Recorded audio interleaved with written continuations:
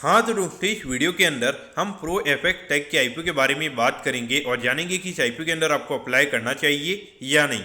चलिए शुरू करते हैं। तो देखिए, सबसे पहले हम ये जानेंगे कि ये कंपनी क्या काम करती है। ये जो कंपनी है 2006 में कंपनी स्टार्ट हुई है, यानी कि ऑलमोस्ट अगर हम बात करेंगे तो अराउंड यहाँ पे 18 से 19 साल ये कंपनी को स्टार्ट हुए हो चुकी हैं।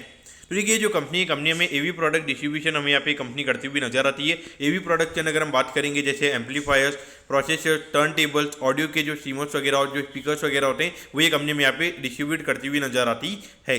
अगर हम यहाँ पे कंपनी के प्रोडक्ट की अगर हम बात करेंगे कौन कौन सी कंपनीज को हमें यहाँ पे प्रोडक्ट सेल करती हुई नजर आती है, तो देखिए डेनॉन हो गया, पॉल्क हो गया, जेबीएल जैसी जो कंपनीज है वो मेनली में यहाँ पे कंपनी के कस्टमर्स यहाँ पे नजर आते हैं। और इसका अगर हम बात करेंगे तो कंपनी के बाद में इनका डिस्ट्रीब्यूशन राइट्स भी है, तो कहीं ना कहीं देखा जाए तो एक वो पॉजिटिव इंडिकेशन हमें यहाँ पे नजर आता है। और इसके अगर हम यहाँ पे कंपनी की अगर हम यहाँ पे टोटल नंबर ऑफ एम्प्लॉइज की अगर हम बात करेंगे तो अभी करंटली अराउंड 104 लोग हमें यहाँ पे कंपनी के अंदर काम करते हुए नजर आते हैं, जो कहीं ना कहीं देखा जाए तो अभी लगभग अगर हम देखेंगे लगभग 100-150 करोड़ के लगभग हमें यहाँ पे कंपनी का एनुअल रेवेन्यू यहाँ पे नजर आता है। तो वहाँ उसके हिसाब से अगर हम बात करेंगे कहीं ना कहीं जो कंपनी का एम्प्लॉय काउंट है वो यहाँ पे काफ़ी अच्छा यहाँ पे नजर आता है। अब अगर हम यहाँ पर आईपीओ के ऑब्जेक्टिव के बारे में अगर हम बात करेंगे तो देखिए लगभग यहाँ पे 2 करोड़ के रिगार्डिंग हमें यहाँ पे कंपनी अपना डेट यहाँ पे क्लियर करती हुई नजर आएगी। तो इस पॉइंट से अगर हम बात करेंगे तो हार्डली अभी सिर्फ 2-3 करोड़ के लगभग के यहाँ पे कंपनी का डेट का नंबर है। तो कहीं ना कहीं यहाँ पे पोस्ट आईपीओ कहीं ना कहीं ये कंपनी में यहाँ पे डेट फ्री होती हुई नजर आएगी। और उसके लिए अगर हम यहाँ पे अगर हम बात करेंगे तो अराउंड 7.1 करोड़ हमें यहाँ पे 3 नए शोरूम्स हमें यहाँ पे कंपनी खोलती हुई नजर आएगी। तो उसके रिगार्डिंग हमें यहाँ पे 7.1 करोड़ हमें यहाँ पे कंपनी यूज करती हुई नजर आएगी। और उसके अलावा जो कंपनी का जो अमाउंट रहेगा लगभग अगर हम बात करेंगे 25-30 करोड़ के लगभग फिर भी यहाँ पे कंपनी का अमाउंट बचेगा। तो उसके रिगार्डिंग अगर हम बात करेंगे तो वो पैसा हमें यहाँ पे कंपनी वर्किंग कैपिटल के लिए यूज करती हुई नजर आएगी। अब अगर हम कंपनी के फाइनेंशियल्स के बारे में अगर हम बात करेंगे तो देखिए 2022 में लगभग 86 करोड़ के लगभग ये कंपनी का रेवेन्यू का नंबर था।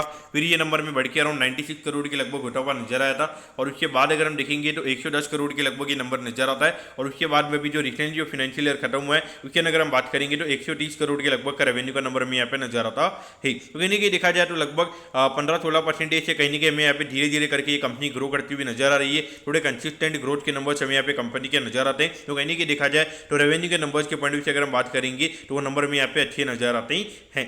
अगर हम प्रॉफिटेबिलिटी की बात करेंगे तो 2022 में लगभग 4 करोड़ 28 लाख के लगभग यहाँ पे कंपनी का प्रॉफिट का नंबर था। और अभी रिसेंटली जो फाइनेंशियल ईयर खत्म हुआ है उसके अंदर अगर हम बात करेंगे तो अराउंड 12 करोड़ 24 लाख के लगभग हमें यहाँ पे नंबर नजर आता है। यानी कि ऑलमोस्ट अगर हम देखेंगे लगभग 3 से 4 साल में अगर हम बात करेंगे तो लगभग यहाँ पे 3 टाइम्स हमें यहाँ पे जो कंपनी की प्रॉफिटेबिलिटी है वो हमें यहाँ पे होती हुई नजर आई है। तो पॉइंट से देखा जाए तो कहीं ना कहीं जो कंपनी के नंबर्स हैं वो हमें यहाँ पे अच्छे नजर आते हैं। अब अगर हम आईपीओ की डिटेल्स के बारे में अगर हम बात करेंगे तो देखिए 26 जून को ये आईपीओ में स्टार्ट होता हुआ नजर आएगा और 30 जून को ये आईपीओ में क्लोज होता हुआ नजर आएगा।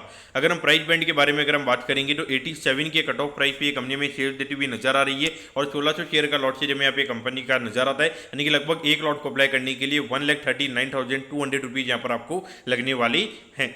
अगर हम इश्यू साइज की अगर हम बात करेंगे लगभग 40 करोड़ 30 लाख के लगभग का आईपीओ का इश्यू साइज हमें यहाँ पे नजर आता है। लेकिन जिसमें से अगर हम पब्लिक के लिए अगर हम बात करेंगे तो अराउंड 38 करोड़ का साइज हमें यहाँ पे नजर आता है। उस पर अगर हम 35% का रिटेल कोटा अगर हम मान के चलेंगे तो वहाँ पर अगर हम लगभग 13 से 14 करोड़ के लगभग के जो शेयर है वो हमें यहाँ पे रिटेल के पास में जाते हुए नजर आएंगे। लेकिन यहाँ पर एक अच्छी बात यह कि यहाँ पर अगर हम मार्केट मेकर की अगर हम बात करेंगे तो हेम फिनलिश हमें यहाँ पे कंपनी का मार्केट मेकर नजर आता है। तो कहीं ना कहीं इसके यहाँ पे कहीं ना कहीं थोड़ा यहाँ पे चांसेस यहाँ पे प्रीमियम पे लिस्टिंग के जो चांसेस आएंगे वो यहाँ पे कहीं ना कहीं हमें यहाँ पे ज़्यादा नजर आते हैं। अगर हम यहाँ पर आईपीओ के टाइम टेबल के बारे में अगर हम बात करेंगे तो देखिए 1 जुलाई को आपको पता चल जाएगा कि आपको अलॉटमेंट मिला ही। अगर अलॉटमेंट नहीं मिलता तो 2 तारीख को रिफंड मिल जाएगा और 2 तारीख को आपके डीमैट अकाउंट में शेयर आ जाएंगे अगर आपको अलॉटमेंट मिलता ही। और 3 तारीख को ये कंपनी में लिस्ट होती हुई नजर आएगी। अब अगर हम यहाँ पे कंपनी के वैल्यूएशन के पैरामीटर्स की अगर हम बात करेंगे तो ऑलमोस्ट 152 करोड़ के मार्केट कैप पे ये कंपनी का आईपीओ में आता हुआ नजर आ रहा है। तो पिछले साल की जो कंपनी की अर्निंग है उसके हिसाब से अगर हम बात करेंगे तो लगभग 12-13 का पी रेशियो में यहाँ पे नजर आता है। देखिए कहीं ना कहीं अगर हम देखेंगे तो कंपनी यहाँ पे जो बिजनेस मॉडल है कंपनी का वो हमें यहाँ पे अच्छा नजर आता है। कंसिस्टेंट ग्रोथ हमें कंपनी के नंबर्स में यहाँ पे नजर आते हैं और एक अच्छी कैपिटल भी हमें यहाँ पे कंपनी के पास में जाती हुई नजर आएगी। तो उससे कहीं ना कहीं आने वाले 1-2 साल में जो ग्रोथ के नंबर्स है वो कहीं ना कहीं यहाँ पे कंपनी के और अच्छे में यहाँ पे नजर आ सकते हैं। तो इस पॉइंट से अगर हम बात करेंगे तो मेरे हिसाब से यहाँ पे अगर हम लिस्टिंग इनके पॉइंट से अगर हम बात करेंगे तो मुझे लगता है कि कहीं ना कहीं यहाँ पे 40 से 50% के प्रीमियम पे कंपनी में खुलती हुई नजर आ सकती है। तो अगर आपको लिस्टिंग इनके लिए आईपीओ के अंदर अप्लाई करना है तो मेरे हिसाब से डेफिनेटली यहाँ पर आपको अप्लाई करना चाहिए। ये मेरा पॉइंट भी यहाँ पे रहेगा। और उसके अलावा अगर हम यहाँ पे लॉन्ग टर्म के हिसाब से अगर हम बात करेंगे तो अगर ये कंपनी 50% से कम के प्रीमियम पे अगर ये कंपनी खुलती है तो वहाँ पे मेरे हिसाब से कंपनी को होल्ड किया जा सकता है, या फिर अगर आपको बाय करना है तो बाय भी किया जा सकता है। लेकिन अगर ये कंपनी लिस्टिंग पे अगर 50% से ज़्यादा के प्रीमियम पे अगर ये कंपनी ओपन होती है तो वहाँ पे मेरे हिसाब से सेल करना सही रहेगा। तो बाकी लिस्टिंग इनके लिए डेफिनेटली मेरे हिसाब से अप्लाई यहाँ पर आपको करना चाहिए। दोस्तों मैं कहता हूँ कि प्रो एफेक्ट टेक के आईपीओ के बारे में आपको सब कुछ समझ में आ गया होगा। अगर आपकी कोई भी क्वेरीज है आप कमेंट कीजिए, मैं जरूर आपके कमेंट पर रिप्लाई करूँगा। ओके दोस्तों, thank you, have a nice day.